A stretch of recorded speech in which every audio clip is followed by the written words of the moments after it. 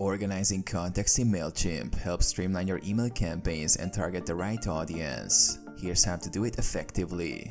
Log into Mailchimp. Go to Mailchimp's website and log into your account. Navigate to Audience. Click on the Audience tab from the dashboard. Manage your contacts. Select the audience you want to organize. Here, you can view and manage all your contacts. Use tags. Click on Manage Contacts and choose tags. Tags are labels you can assign to contacts to categorize them based on your interests, behaviors, or other criteria. Add new tags or apply existing ones to segments of your contacts. Create segments. Click on Segments under the Audience tab to create dynamic groups based on specific criteria. Define the conditions for each segment and save them for targeted email campaigns. Add or edit contact information. To update individual contact details, click on a contact's name and edit their profile information as needed.